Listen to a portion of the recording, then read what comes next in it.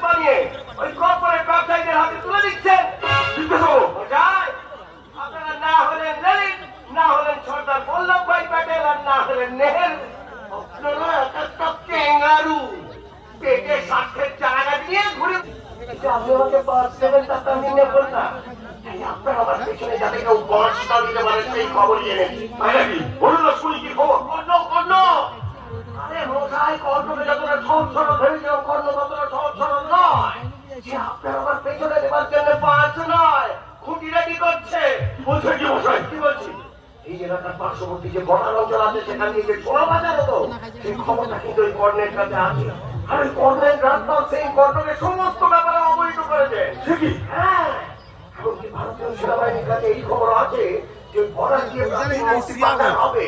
আর ওই কর্ণের রাজপাল সিং কর্ণকে ফোন করে সেই সব দেখাশোনার জন্য নির্দেশ দিয়েছে। আমাদের মুক্তি বাজারের খবরটা ভারতীয় সেনার কাছে গেল কি করে? চন্দ্রযান 3 বিক্রম ভারতবর্ষে সব ছবি বানাতে শুরু করে দিল। আর আপনি বলছেন ভারতীয় সেনাবাহিনী? আপনি মধ্যে একটা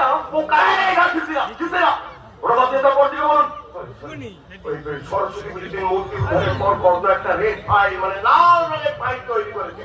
সেই ফাইলটা সে উপর মহলে পাঠাবে। আমার ধারণা ওই ফাইলে এই এলাকার গণ্যমান্য ব্যক্তিদের নাম ধাম সব থাকবে। গণ্যমান্য? এরকম আমি তোমার গণ্য মান্য দুটোই। তাহলে আপনার অনুমান যদি ঠিক হয়, তাহলে ওই ফাইলের মধ্যে আমার নামও থাকবে। থাকতেই পারে। কি বলছেন কি মশাই? আরে ওই ফাইলে যদি আমার নাম থাকে তাহলে তো আমি ফেসে যাবো। আরে মশাই, আগে প্রমাণ করতে হবে তো। তার আগে ওই ফাইলটা যদি চুরি করা যেত, তাহলে টার্গেটে কারা কারা আছে সেটা জানা যেত। ঠিক আছে, তারপর আমাদের টনিকে দিয়েই আবার জনমতি ব্যবস্থা এখন এখানে হাত।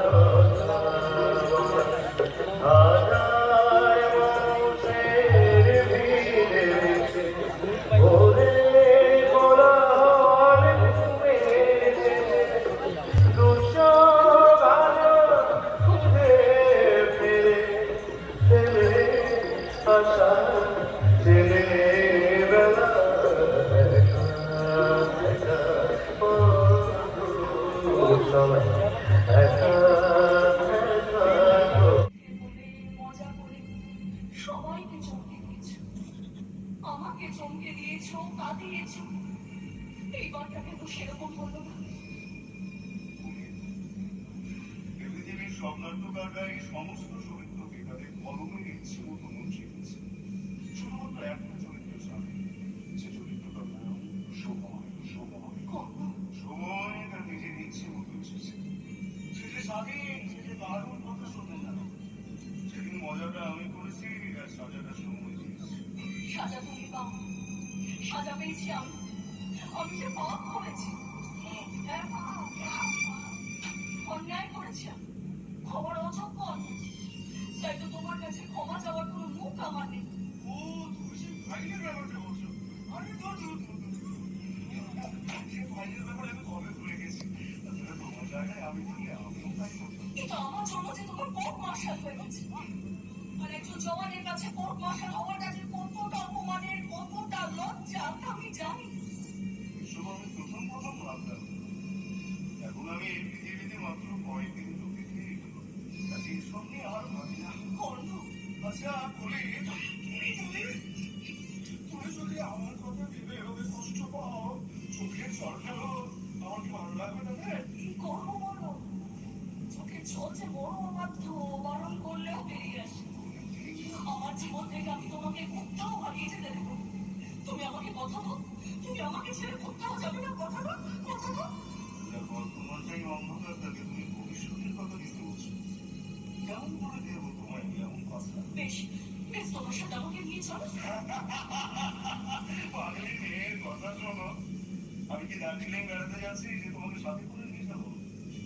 আমি যেখানে যাচ্ছি না সেখানে আর সেখানে যাওয়ার পথটা মানুষের যাওয়া, ফেরার পথটা চলা।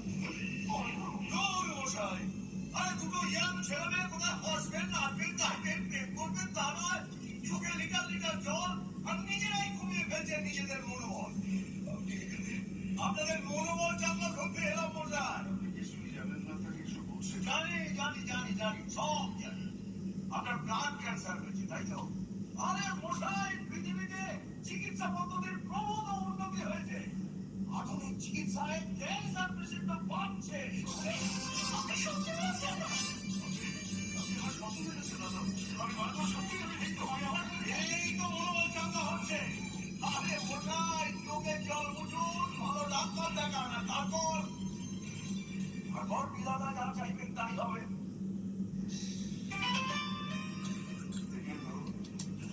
আপনিও শেষমেশ বিধাতার প্রশ্ন ছিলেন। তার মানে আমার প্রশ্নের সঠিক উত্তর আপনার কাছে আছে? আছে আছে মশাই, আছে। দেখুন একটা কথা বলি, অসুখ মানুষকে যতটা মারে তার থেকে বেশি মারে মন। তাই তো রবি ঠাকুর লিখে গেছেন, দেহের বয়স যতই বাড়ুক, মনের বয়স হবে 18। আমাকে স্বপ্ন না দেখে আপনি এখানে কেন এসেছেন? তাই আপনাকে কয়েকটা সত্যি কথা বলতে এলাম মশাই। সত্যি কথা? দেখুন মশাই, আপনি যেরকম দেশ পাহারা দেন, আমি কিন্তু রাজ্য পাহারা দিই। আর এইরকম একটা সময় আপনার উপকার যদি করতে না পারি, হ্যাঁ উপকার উপকার। সেদিনকার সেই উড়ো ফোনটা আমি আপনাকে করেছিলাম মশাই। আপনি টনির খোঁজ করছেন তো? শুধু টনিকে তো ধরলে চলবে না, ওই মূর্তি পাচার চক্রের আর এক পান্ডার নাম হচ্ছে ওই বিধায়ক গণেশ। এসব আপনি কি বলছেন? ঠিকই বলছি, কিন্তু আপনি এত সব কথা জানেন না। বুঝছি, ওরা আমার সঙ্গে সমস্ত কিছু প্ল্যানিং করেছে। সেদিন ওদের খেয়েছি, আজ এখানে পক্ষে সচেতন পোশাকটা গায়ে সরিয়ে হাত পেতে বসতে আপনার লজ্জা করেনি? আপনার একবার মনে হয়নি আপনার বিবেক, মনুষ্যত্ব, মানবতার সঙ্গে বিপদ কেন করছেন? একবারও মনে হয়। আমি একটা অনাথাশ্রম চালাই মশাই, আর সেখানে প্রায় 200 পাতবাহীর পণ্য মানুষ হচ্ছে, বড় হচ্ছে। ভবিষ্যতে হয়তো তাদের মধ্যে কেউ কেউ হবে ডাক্তার, কেউ হবে ইঞ্জিনিয়ার, কেউ হয়তো আপনারই মতন হবে ভারতীয় সেনা। এদের কারো টাকায় আমি ওদের আরো দেখাচ্ছি কর্তবাবু। এই ফাইলটা তো আপনি একটা রেড ফাইল তৈরি করেছিলেন, মনে আছে? হ্যাঁ মনে আছে, মনে আছে। সেই ফাইলের কাগজপত্রগুলো আমি এই ফাইলের মধ্যে রেখেছি। সেই ফাইলটাই তো আমি চুরি করেছিলাম। ঠিক বলেছেন। আর সেই ফাইল চুরির প্ল্যানটাও ছিল আমার।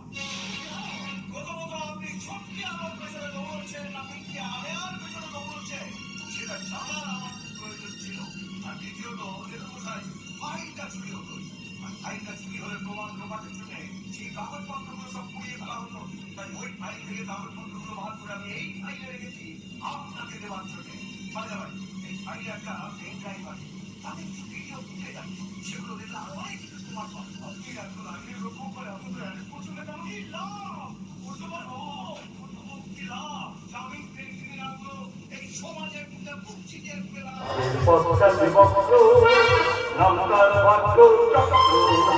ভাগ্যের চাকাটা চলছে, ভাগ্যের চাকাটা চলছে, ভাগ্যের চাকাটা চলছে, ভাগ্যের চাকাটা চলছে।